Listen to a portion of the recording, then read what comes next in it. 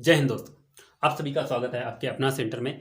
आज जो है हमारा चैप्टर 7 है, मैथ का चैप्टर 7, जिसमें निर्देशांक ज्यामिति हम पढ़ेंगे। निर्देशांक ज्यामितियों में सबसे पहले हम देख लेते हैं आज के सूत्र क्या है हमारे। तो सबसे पहले ध्यान रखिए, जो निर्देशांक ज्यामिति के सूत्र हैं उन सभी को आप लोग याद कर लेंगे और लिख भी लेंगे बहुत अच्छे से, ताकि आप लोग जो है इनको याद करिए और इन्हीं सूत्रों पे आपके सवाल हैं। बहुत सिंपल और साधारण सवाल हैं। आप लोग इन सूत्रों को अच्छे से समझ लेंगे, उसके बाद नोट कर लेंगे, उसके बाद हम सवालों को हल करना शुरू करेंगे।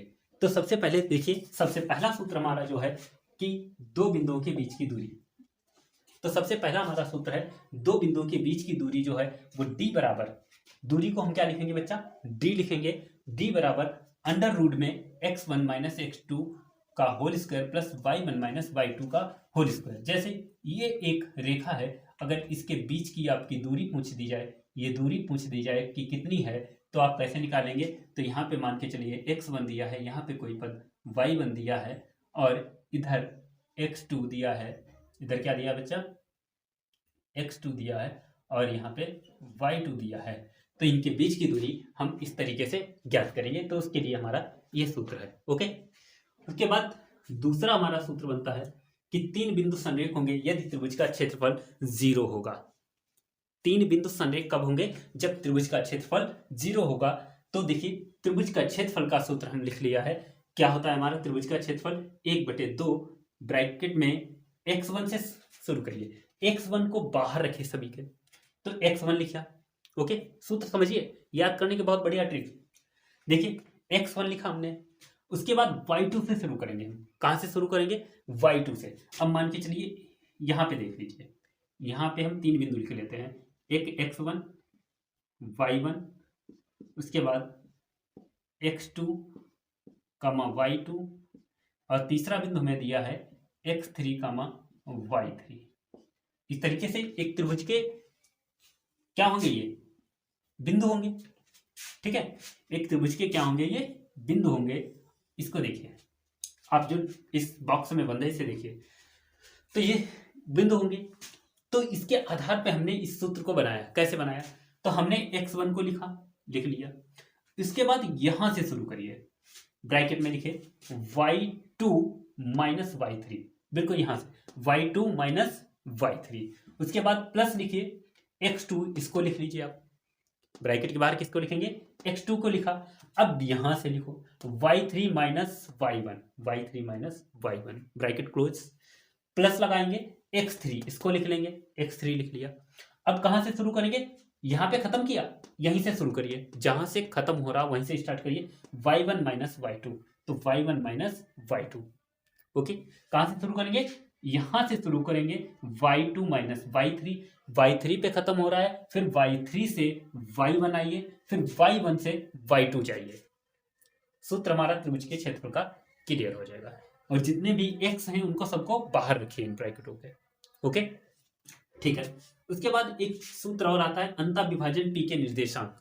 अंतः विभाजन p के निर्देशांक, एक रेखाखंड है, उसको कोई बिंदु जो है अंतः विभाजित कर रहे हैं। कैसे विभाजित कर रहे हैं, m1 और m2 अनुपात में विभाजित कर रहे हैं। तो उसके आप कैसे बिंदु निकालेंगे, इसके निर्देशांक कैसे निकालेंगे। तो अंतः विभाजन बिंदु p के निर्देशांक, तो p बराबर हम निकालेंगे m1 x2, इसको रखिए, इसको रखिए, पहले m1 x2, ठीक है, प्लस लगाइए, प्लस लगाया m2 x1, ठीक है, कैंची गुणा, कैंची गुणा, इसकी गुणा इधर, इसकी गुणा इधर, x है, ठीक है। तो m1 x2 plus m2 x1 बटे में इन दोनों को जोड़कर रख दीजिए, बटे में इन दोनों को क्या कर दीजिए, जोड़ दीजिए। तो m1 प्लस m2 कामा, ये x अक्ष के निर्देशांक, ये y अक्ष के निर्देशांक। y अक्ष के निर्देशांक कैसे निकालोगे, तो m1 y2, इसके इधर m1 y2, m2 y1, देखिए m1 y2 plus m2 y1, कैची गुणा, बटे में दोनों का योग। दोनों, ये चीज तो दोनों में सेम ही है, ठीक है। सिर्फ इतना ध्यान रखिए, इसकी गुणा इधर करानी है और फिर इसकी गुणा इधर करानी है। ओके, उसके बाद इसी तरीके का दूसरा सूत्र है बाह्यता विभाजन बिंदु p के निर्देशांक। सेम ऐसे ही कर लेंगे, इसमें बाह्यता में क्या करेंगे, सिर्फ माइनस लगा देंगे, प्लस की जगह क्या लगा देंगे बच्चा, माइनस लगा देंगे दोनों में। सेम हमारा सूत्र वही है। उसके बाद देखिए एक सूत्र और आता है मध्य बिंदु के निर्देशांक। अगर आपसे कह दे कोई एक रेखाखंड है, कोई एक क्या है, जैसे यहाँ पे हम यहीं पे बता देते हैं आपको, इसको खत्म कर देते हैं, इसके मिनट। एक कोई रेखाखंड है ऐसा, इसका एक बिंदु x1 y1 इधर a दिया है, इधर b कहीं पे दिया है x2 और कामा y2। ओके, कहता है इसका मध्य बिंदु निकालो, इस वाले बिंदु को निकालिए। इसका मान के चलते हैं मध्य बिंदु, मान के चलिए कोई भी बिंदु मान लेते हैं, हम C मान लेते हैं। इस बिंदु को ज्ञात कीजिए। तो कैसे आप ज्ञात करेंगे जरा बताइए। मैं क्या करेंगे, तो इन भुज भुज जोड़िए, उसका आधा कर दीजिए, कोटि कोटि जोड़ दीजिए, आधा कर दीजिए। मतलब x1 प्लस x2 को जोड़ा बटे में 2 कामा y1 प्लस y2 बटे 2, दोनों को जब जोड़ेंगे और उसके बाद जो हल करेंगे, उसके बाद यहाँ का हमारा क्या निकल आएगा, सूत्र निकल आएगा। मतलब यहाँ का अगर हम निकालेंगे बिंदु तो क्या आएगा, x1 प्लस x2 यही तो आएगा बटे 2 कामा y1 प्लस y2 बटे 2, ये बिंदु आएंगे। वही सूत्र हमने लिख लिया। ओके ठीक है।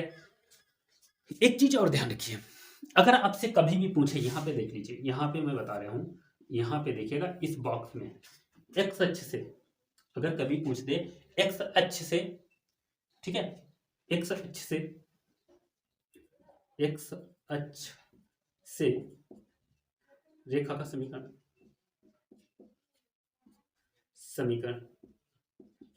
तो y बराबर 0 होता है। और अगर कभी y अक्ष से पूछ दे, y अक्ष से रेखा का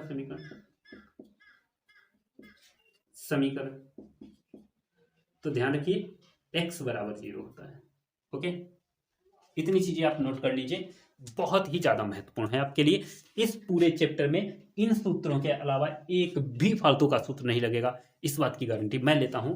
आप इन्हीं सूत्रों पे सभी सवाल लगाएंगे, इन सूत्रों के अलावा आपका कोई भी सूत्र नहीं लगेगा।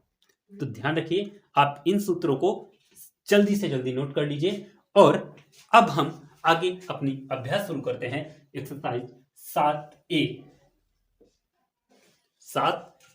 7A के आज हम कुछ सवालों को भी देख लेते हैं। ठीक है, चलिए, तो सबसे पहले हम इस पर एक सवाल लगाते हैं। ठीक है, सबसे पहले हम इस वाले सूत्र पर सवाल लगाते हैं। तो सबसे पहले देखिए, चलिए सभी लोग नोट कर लीजिएगा, अपने पहले सवाल की तरफ चलते हैं। तो हमारा पहला सवाल जो है वो है कि कह रहा है कि बिंदु 3,4 तथा 2,5 के बीच की दूरी ज्ञात कीजिए। बीच की दूरी ज्ञात कीजिए। देखिए कैसे निकालोगे बिंदु, सॉरी यहाँ पे 4,3 है, कितना है बच्चा, 4,3 तथा 2,5 के बीच की दूरी ज्ञात करनी है। अब देखिए कैसे करेंगे, ध्यान रखिए, हमने आपको बताया हम इस सूत्र पे ही पहला सवाल लगा रहे हैं। पहला सूत्र, पहला सवाल देखिए क्या लगाएंगे, लिखिए बच्चा।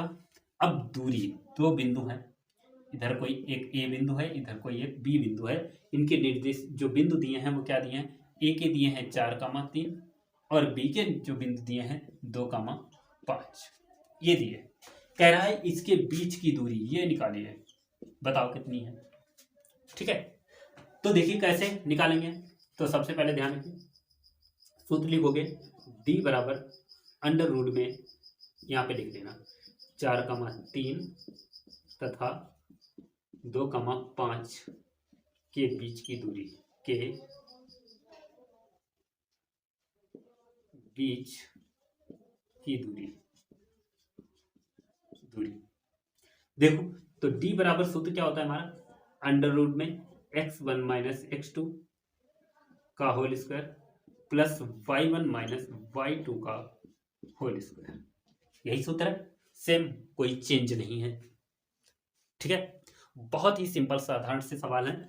तो d बराबर अंडर रूट में x1, ध्यान रखिए ये x1, ये y1, ये x2 और ये वाइट। ठीक है, यहाँ भी चाहे लिख दो, ना ध्यान रहे तो लिख लिया करिए ऐसे, ध्यान रहेंगे कि x1 कौन है, y1 कौन है, x2 कौन है, y2 कौन है। अब यहाँ पे इनके मान रख दो। x1 की जगह कितना है बच्चा, 4, तो लिखोगे 4, 3, यहाँ 3 है, लेकिन हमें चाहिए क्या, x2 कौन है हमारा, ये रहा, तो -2 का होल स्क्वायर। अब यहाँ लगाए प्लस, तो प्लस लगा लिया। y1 कौन है, तो ये लिखा है 3, यही तो है। उसके बाद माइनस लगा है, माइनस y2 कितना है, तो बोलोगे सर 5 है, तो 5 रखिए यहाँ पे का होल स्क्वायर। ओके, अब घटा जोड़ लीजिए, इतना तो घटाना जोड़ना तो आता ही है, नहीं आता। हाँ देखो, 4 में से 2 घटाओ, कितना हो जाएगा, तो बचेगा 2, इसका वर्ग, प्लस 3 में से 5 घटेगा, बोलोगे सर घट जाएगा, कैसे घटाओगे, अरे बड़ी संख्या से ही छोटी संख्या घटेगी ना, आंसर आ जाएगा माइनस में, 5 में से 3 घटाओगे -2 का वर्ग। इतना आ गया, इतना समझ में आया सभी के। चलिए ठीक है, तो d बराबर, अब अंडर रूट में देखिए 2 का वर्ग कितना होता है, 4, 2 का वर्ग कितना हुआ है, 4 हो गया, प्लस -2 का वर्ग, तो ध्यान रखिए माइनस जो है, माइनस का अगर वर्ग कर दिया जाए तो 2 माइनस प्लस हो जाता है, और 2 का वर्ग 4 हो जाएगा। यहाँ पे लगा देते हैं, इधर देख लीजिए, तो d बराबर जो है हमारा कितना आया, अंडर रूट में 4 को हमने जोड़ा, कितना आ गया हमारा, 8 आ गया, कितना आ गया, 8 आ गया। ठीक है, d, अब इतना तो देख ही रखिए, 8 का वर्गमूल मिलेगा, नहीं मिलेगा, किसका मिलेगा, तो गुणन नहीं पता है तो गुणनखंड कर दो, 2 गुणे 2 गुणे 2, जिसका जोड़ा बन रहा है उसको बाहर लेके आओ, किसका बना, इस 2 का बना, तो इस 1 2 बाहर निकाल लो, अंडर रूट में ये जो छूट गया था, जिसका जोड़ा नहीं बना था, उसको ही अंडर रूट में लिख दो, आंसर होगा मात्रक। यहाँ पे क्या लिख दोगे, मात्रक। ओके, तो इस तरीके से आप सवाल लगा लेंगे। चलिए, तो आज के लिए इतना ही।